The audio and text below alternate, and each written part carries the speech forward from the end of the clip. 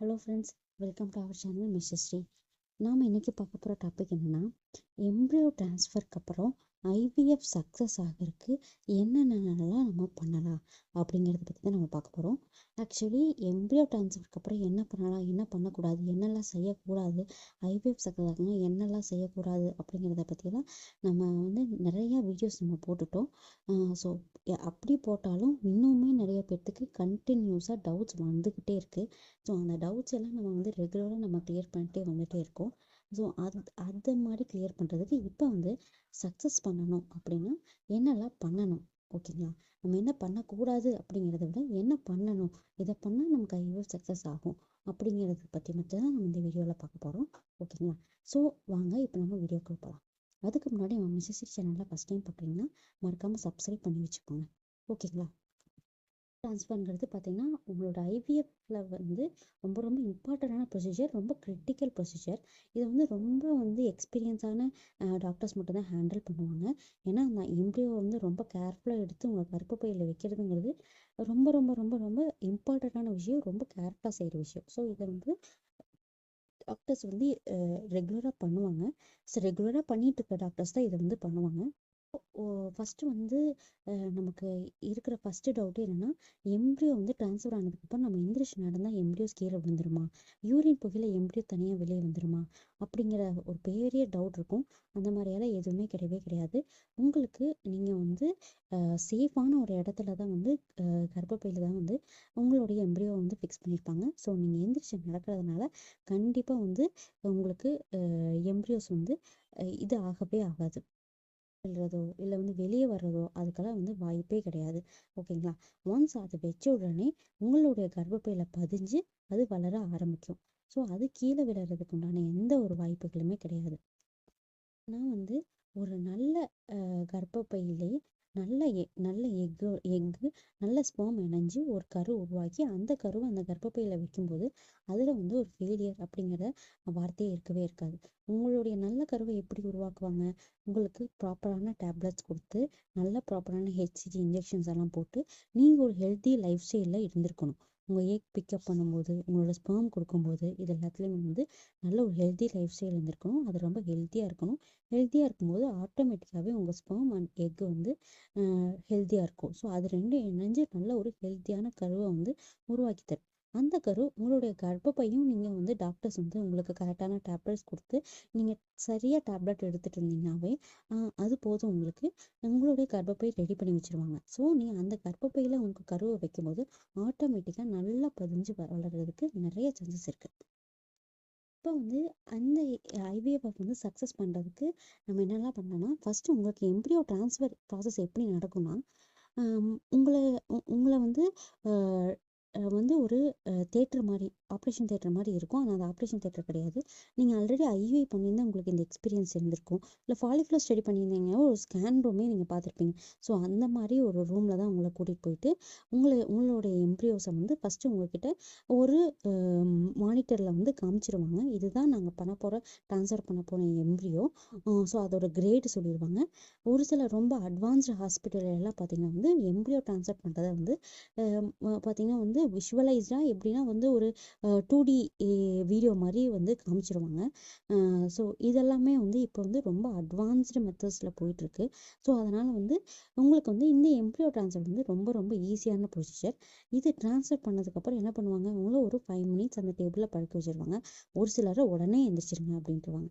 உடனே எந்திரிக்கிறதுனால எம்ப்ரியோஸ் எல்லாம் கீழே விழவே விடாதுங்க, சரிங்களா? நீங்கள் என்னெல்லாம் பார்த்தீங்கன்னா இமீடியட்டாக எந்திரிக்க சொல்லிட்டாங்க. ஒரு ஸ்கேன் பண்ணுற மாதிரி உள்ளே கூட்டிகிட்டு போனாங்க, எம்ப்ரியோவை ட்ரான்ஸ்ஃபர் பண்ணாங்க, அப்புறம் மறுபடியும் வெளியே வந்துட்டோம். இமீடியட்டாக எந்திரிங்க அப்படின்னு சொல்லிட்டு எந்திரிச்சு நடந்து போய் என்னோட பெட்டில் நான் போய் படுத்தேன். அந்த மாதிரி தான் நீங்களும் எந்திரிச்சு நடக்க சொன்னால் பயப்படவே நடக்காதீங்க. எப்பவும் போல் நீங்கள் ரொம்ப வேகமாக நடக்காமல் மெதுவாக உங்களுடைய மினிமம் ஸ்பீடில் நீங்கள் நடந்து போய் உங்களோட பெட்டில் போய் நீங்கள் படுத்துக்கங்க. படுத்துட்டு ஒரு 1/2 hour கழிச்சு உங்களுடைய யூரின் நீங்கள் பாஸ் பண்ண சொல்லுவாங்க. நீங்கள் இந்த யூரினை பாஸ் பண்ணிடலாம். இது பார்த்திங்கன்னா ஒரு டே கேர் ப்ரொசீஜர் தான். கண்டிப்பாக உங்களை ஹாஸ்பிட்டல் இருங்க அப்படின்னு சொல்லவே மாட்டாங்க. நீங்கள் ஏர்லி மார்னிங் ஒரு 7 o'clock 8 o'clock போனீங்கன்னா அன்றைக்கி 3 o'clock 4 o'clock உங்கள் ப்ரொசீஜர் முடிஞ்சிடும். நீங்கள் தாராளமாக அந்த ப்ரொசீஜரை முடிச்சுட்டு வீட்டுக்கு கிளம்பி வந்துடலாம். ஸோ இங்கே பொதுவாக வந்து எப்படி வரலாம் அப்படின்னு சொல்லி பார்த்தீங்கன்னா வந்து டாக்டர் ப்ரிஃபர் பண்ணுறது ஒரு காரில் போய்க்கோங்க அப்படின்னு சொல்லுவாங்க. உங்களோட ரோட் கண்டிஷன் ரொம்ப பெஸ்ட்டாக இருக்குது, ஜஸ்ட் ஒரு ஹாஸ்பிட்டல்லேருந்து உங்கள் வீடு ஒரு 5 to 10 மினிட்ஸ் தான், நீங்கள் ஆட்டோவில் போகலாம். இல்லை ரொம்ப தூரமாக இருக்குது 1 hour 2 hours நீங்கள் வந்து கண்டிப்பாக ஒரு கார் வந்து ஒன்று வாடகைக்கோ இல்லை வந்து தெரிஞ்சவங்களையோ யாரையோ ஒருத்தவங்களோ கூப்பிட்டுக்குங்க. ஸோ அந்த காரில் வந்து நீங்கள் போகலாம். நீங்கள் உங்களுக்கு வேணும்னா, இல்லை எனக்கு ரொம்ப பயமாக இருக்குது அப்படின்னா நீங்கள் படுத்துக்கிட்டே கூட போகலாம் பின்னாடி சீட்டில். இல்லை எனக்கு என்னால் உட்காந்துட்டு இருக்க முடியும்னா உட்காந்துக்குங்க. உட்காந்துக்கிட்டு பின்னாடி உங்கள் முதுகுக்கு வந்து ஒரு தலகாணி வந்து கொடுத்துட்டு, ஏன்னா ரொம்ப நேரம் உட்காந்துருந்தா இடுப்பு வலி வரும் இல்லையா? ஸோ அதனால் ஒரு தலகாணி ஒன்று கொடுத்துட்டு நீங்கள் அதில் உட்காந்துட்டே கூட போகலாம்.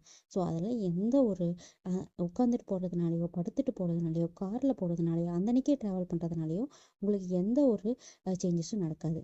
உங்களுக்கு எம்ப்ராய்டரி ட்ரான்ஸ்ஃபர் முடிஞ்சு அன்னைக்கு மதியம் வந்து உங்களுக்கு வந்து ஒரு லைட் ஃபுட்டு ரொம்ப ஹெவியாக கொடுக்காம ரொம்ப ஸ்பைஸியாக இல்லாமல் லைட்டாக ரசம் சாதம் தயிர் சாதம் இந்த மாதிரி ஏதாவது ஒன்று சாப்பிட சொல்லுவாங்க.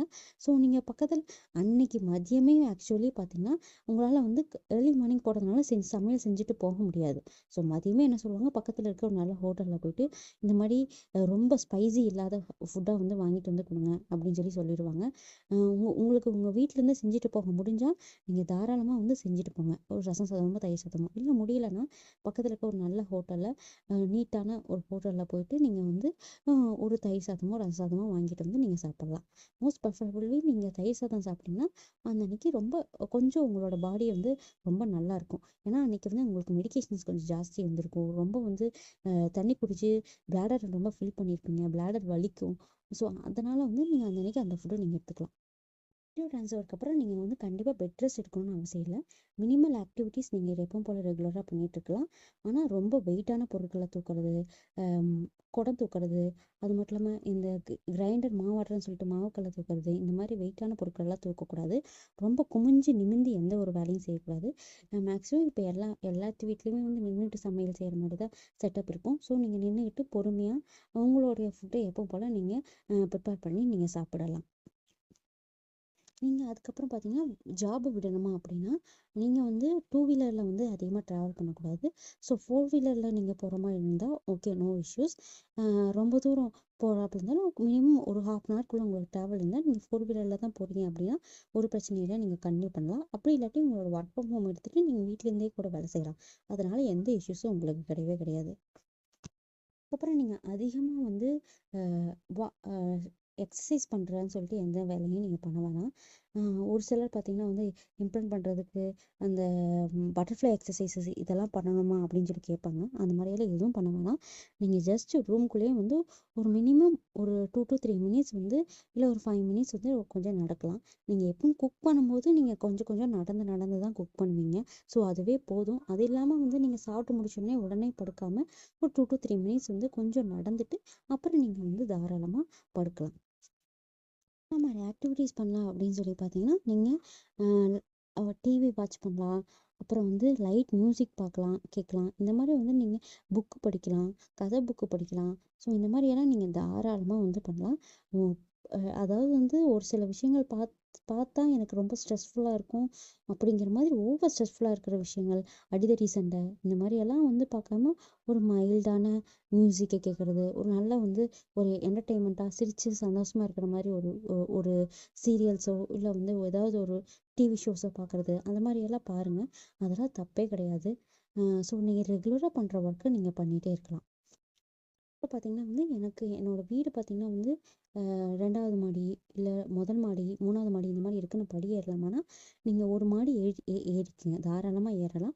ரொம்ப மெதுவாக வந்து உங்களுடைய இடுப்பில் கை வச்சோ இல்லை வயிற்றில் கை வச்சோ ரொம்ப மெதுவாக நீங்கள் ஏறலாம். ஃப்ரெண்ட்ஸ், இதில் ஏதாவது உங்களுக்கு டவுட்ஸ் இருந்தால் மொத்தமாக கமெண்ட் பாக்ஸில் கமெண்ட் பண்ணுங்கள். இந்த எல்லா மெத்தட்ஸும் ஃபாலோ பண்ணுங்கள். கண்டிப்பாக உங்கள் லைஃப் வந்து சக்ஸஸ் ஆகும். என்னுடைய வாழ்த்துக்கள். ஓகேங்களா? இந்த வீடியோ உங்களுக்கு பிடிச்சிருந்தா லைக் பண்ணுங்கள். உங்களுக்கு தேவைப்படுற ஃப்ரெண்ட்ஸ் அண்ட் ஃபேமிலிக்கு ஷேர் பண்ணுங்கள். ஓகே, ஃபர்ஸ்ட் தேங்க்யூ, பாய்.